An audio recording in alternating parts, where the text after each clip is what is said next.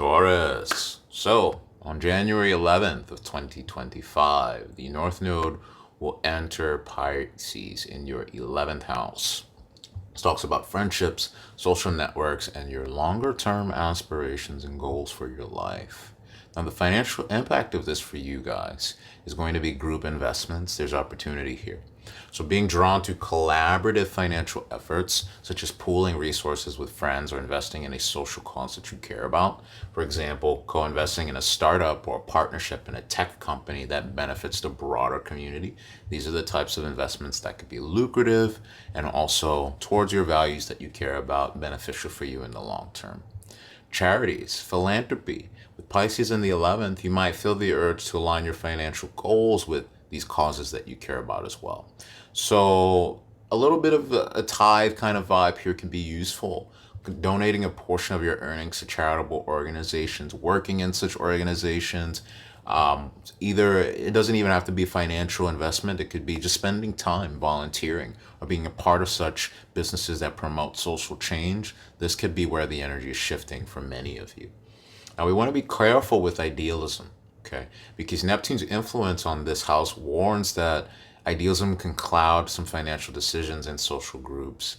So we don't want to be in any culty type of too good to be true situations where we're giving 90% of our income to, the next Charles Manson or something like that, right? We want to be mindful of entering into group investments that seem too good to be true.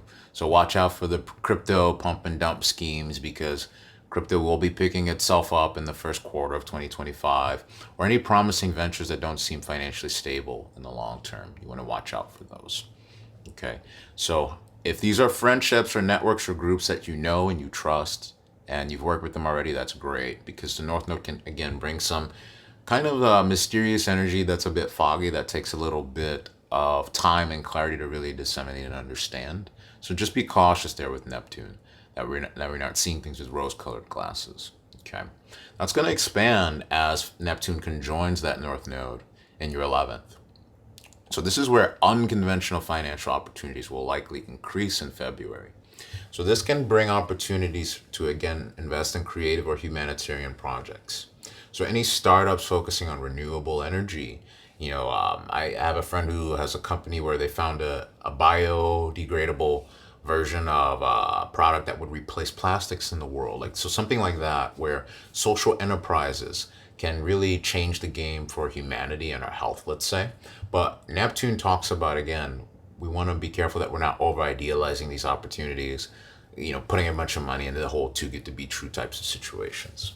So group investments and trust are a big theme for the first 2 months for you guys. Any social circles where trust and joint ventures can be an issue, well, as long as these people are trustworthy, then it's all, green lights ahead. But if they're not, or you don't know these people very well, you might be tempted to join into an investment that a friend is proposing, saying, hey, this has worked out in the past, I want you to come in. Just make sure there's transparency to avoid any disruptions to your own personal financial situation. Okay. And we're going to have, towards the end of February, Mars moving direct in your 3rd house.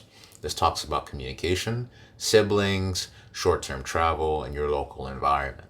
The financial impact there talks about negotiating contracts with such people, places, and things.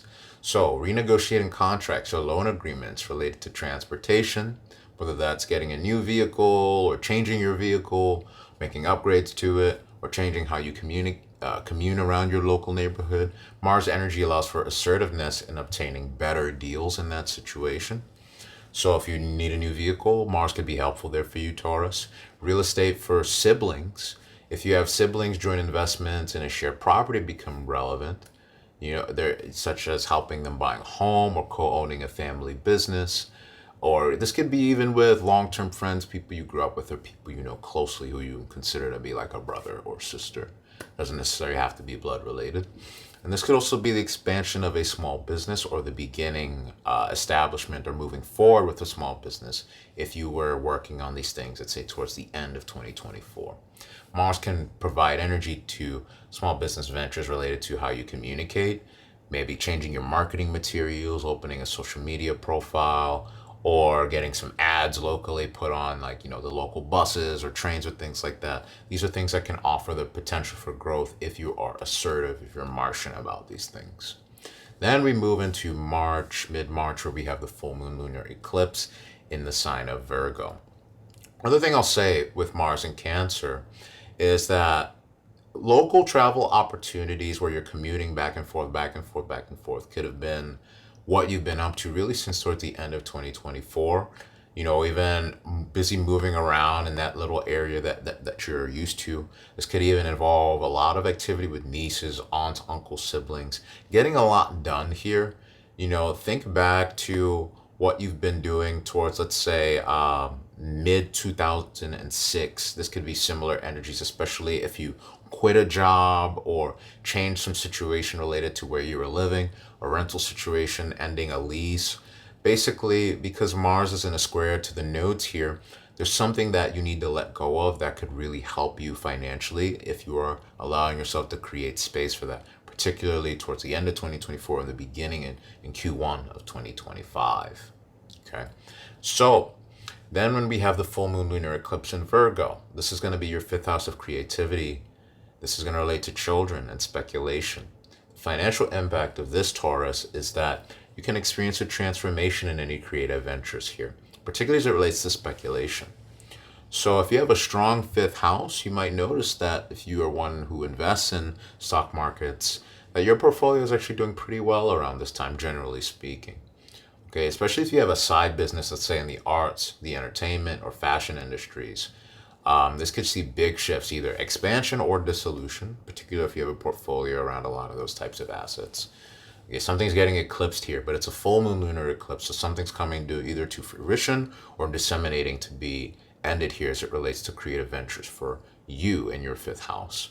This could look like investing in your children's education if you have kids, or investing or putting financial projects around any hobbies or things that you're really passionate about that you want to see develop. This could start an education fund for them, or one for you if you don't have kids. This could also be the end of speculative investments. Okay, so if you're familiar with my work and maybe you've seen some of my content, then you know that March is going to be an interesting period to, let's say, take profits from financial markets. So for some of you guys, this might naturally affect some of you guys where it's the end of taking investments for you guys. You're taking money off of the table. You're marking the end of an investment of high risk ventures that you may have started earlier. Okay, now again, this is the fifth house of projects and creative speculation. So it might not just be your portfolio, this could be a project not even related to the stock market, but just a creative venture that you were putting energy into, that you were passionate about, that you might see coming or concluding to. If it's not yielding results, it might be the time to pull out of that and get into something more stable, or it might just be the end of you putting in effort and actually seeing it bloom to fruition. So that lunar eclipse is going to be a very good reflective time for you to see what's going on with your fifth house and how things are blooming, if at all. Then we have Saturn entering your 12th house in Aries at the end of May. This talks about your subconscious, your hidden assets, and areas of isolation for you. From a financial perspective, this talks about long-term savings. Saturn wants to encourage cautious financial planning at this time. So if you've been a little lax with your budget, especially in the first quarter of 2025, now is the time to tighten up and pay attention and do some review here, particularly as it relates to hidden or isolated areas of your money. So do you have secret saving accounts that you're keeping away from a spouse, or do you have money in a jacket you forgot about on a lower level, but like private investments, crypto wallets, things that aren't as tax, let's say, savvy, that your local government might not be aware of. If you have property or investments in other countries or things like that, this can be a good time to set aside funds for that, or even to start establishing such funds for the long term or any unforeseen expenses in the future. So focusing on retirement planning as well is another version of this. Focusing on financial security later in life with Saturn in the 12th supports disciplined savings for the future. So this could look like opening a 401k or a Roth IRA or one of those Bitcoin or Ethereum IRAs, these new ones that are now available to regular consumers, or even getting into infinite banking or things like that. Okay, now there's going to be some hidden liabilities that you need to look out for because this is the 12th house. So you need to be aware of any of that, such as any forgotten debts or unforeseen expenses. Saturn encourages you to face these things head on now so that they don't creep up and be issues for you later. Then in June, Jupiter is going to enter Cancer in your third house. This talks about communication, siblings, and local travel in your local environment. So, how can we expand business with our communication? Is the question here.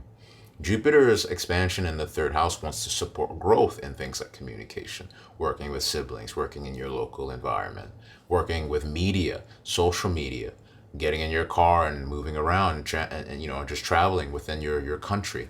So if you're in the United States, taking short flights maybe to, New York or, Texas or Austin or wherever you need to be in order to further things as it relates to your business.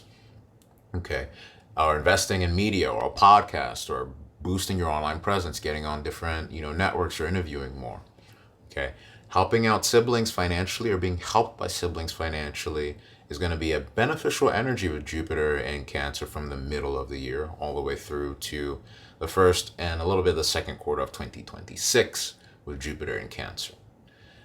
This is also supportive in the third house with Jupiter here of learning and education investments. So are there courses you want to study, languages you want to learn, either by taking up short-term courses for that year or funding even a child's education? Consider investing in learning materials or online courses that can boost your career or things that you personally care about, because Cancer is a patriotic personal sign. This could be about your kids or about your local community, your family, your heritage, things that you care about. Now we have Uranus in the Gemini in your second house in July.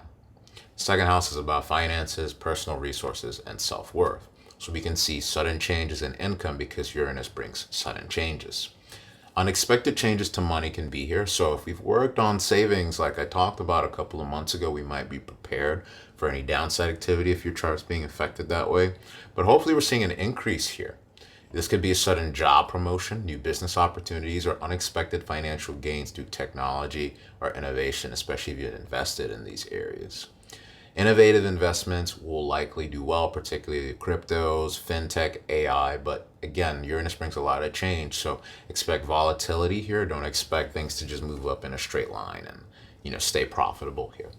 There could also be sudden expenditures, sudden spending. That's the flip side of Uranus and volatility. So this transit could bring financial growth. It could also bring sudden spending or unexpected expenses as well. So be prepared for those with your financial situation. The second house talks about the mouth or the throat, maybe potentially getting sick or having some surprise dental work. I hope that's not the case, but just keep an eye out for that. This is in Gemini, so this could also be related to the lungs. Hopefully none of you need this area opened up or anything like that, but just take care of your health around that time and look out for sudden volatility or changes there. Then in September, now we have the new moon and full moon eclipses in Pisces and Virgo. So to begin with September, the full moon eclipse in Pisces talks about social networks, friendships, long-term goals. Any unexpected changes in social finances or groups or investments need to be looked out for here. This eclipse can bring a culmination in that.